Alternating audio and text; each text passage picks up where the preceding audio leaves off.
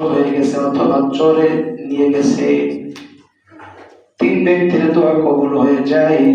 এক নম্বর মা বাবার দোয়া। মা বাবা যদি আল্লাহ তাআলার জন্য, আল্লাহ তাআলার কাছে সন্তানের জন্য দোয়া করে, আরশ আজিমে কোনো পর্দা থাকে না, সরাসরি আল্লাহর দরবারে যায়, সরাসরি আরশ আজিমে পৌঁছায় যায়, আল্লাহর দরবারে পৌঁছায়। দুই নম্বর, যদি কোনো মাসলুম, যার উপর জুলুম করা হচ্ছে, মাসলুম যদি আল্লাহর দরবারে ফরিয়াদ করে, আল্লাহ তাআলা জানিয়ে দিলেন মাসলুমের দোয়া আর আমার ভিতরে কোনো পর্দা থাকে না, কোনো ব্রেক থাকে না, সরাসরি আরশ আজিমে পৌঁছায় দেয়। আর তিন নম্বর হলো, যদি কোনো মুসাফির আল্লাহর দরবারে দোয়া করে, সরাসরি আরশ আজিমে দোয়া পৌঁছায় যায়।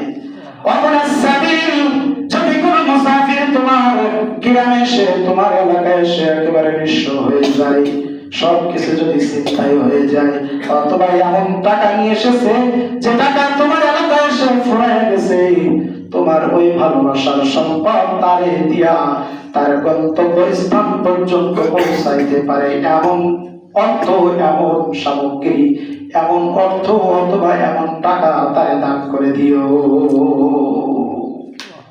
দেখি কতক্ষণ মহব্বত থেকে থাকে, দেখি আমার ভাই, আমার ভালোবাসা তোমার ভিতরে কতক্ষণ থেকে থাকে। আমার মুসলিম ভাইরা, অনেকগুলো রেফারেন্স রয়েছে যেগুলো দিতে গেলে, যেহেতু সামনে রমজানের বিষয়ে কিছু কথা বলা প্রয়োজন।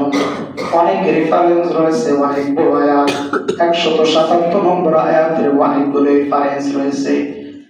আমরা আল্লাহ তাআলার ভালোবাসা আর আল্লাহর ভালোবাসা, আল্লাহর ভয় যদি আমাদের ভিতরে থাকে, এক নম্বর বলেছিলাম আমরা আল্লাহর উপর বিশ্বাস করব, দুই নম্বর আমরা পরকালের উপর বিশ্বাস করব, তিন নম্বর ফেরেশতাদের উপর বিশ্বাস করব, চার নম্বর আল্লাহ তাআলার আসমানী গ্রন্থের উপর বিশ্বাস করব, পাঁচ নম্বর নবীগণ, সমস্ত নবী, যত নবী রাসূল দুনিয়াতে এসেছে সব নবীদেরকে বিশ্বাস করব, নবীর উপর ঈমান আনব।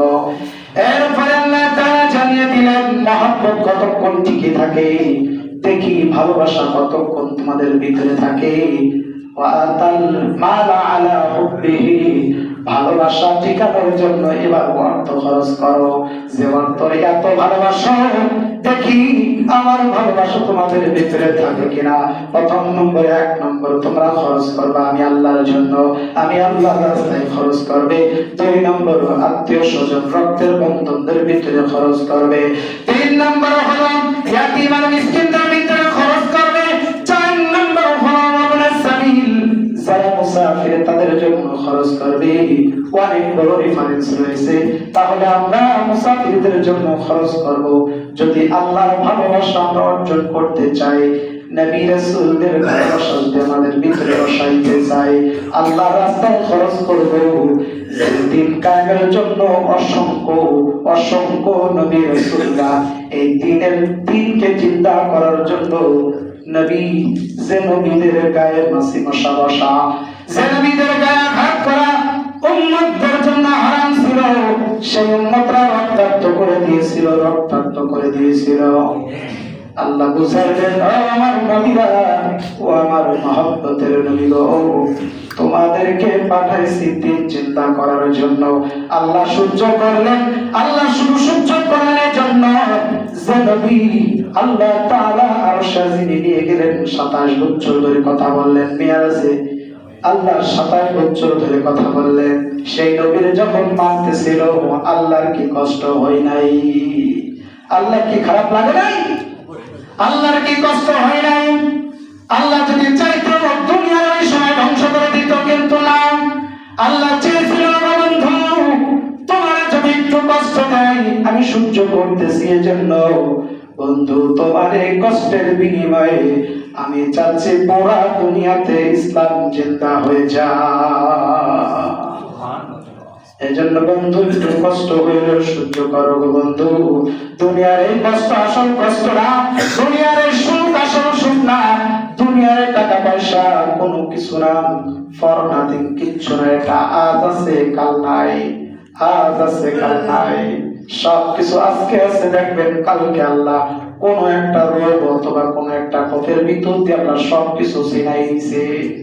এই জন্য আল্লাহর ভালোবাসা আমাদের ভিতরে বসাইতে চাইলে, আল্লাহর মহব্বত বসাইতে চাইলে, আল্লাহর ভালোবাসা আমাদের ভিতরে বসাইতে চাইলে আমরা আল্লাহর দেওয়া জান আর আল্লাহর মাল, আল্লাহর দেওয়া মাল দিয়া আল্লাহর দিনকে জিন্দা করার জন্য একের পর এক খরচ করতে থাকবো।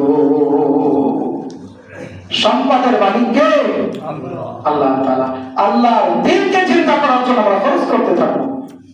আল্লাহ তাআলা আমাদের সবাইকে আমাদের দেওয়া সেই আল্লাহর দেওয়া সেই মহব্বতের মান আমরা যেন আল্লাহর দ্বীনের জন্য, আল্লাহর ঘর মসজিদের জন্য, রাসূলের ঘর মাদ্রাসার জন্য আমরা ব্যয় করতে চাই, ব্যয় করতে পারি। আল্লাহ আমাদের সবাইকে কবুল করে নিন। সকলে বলেন আমিন।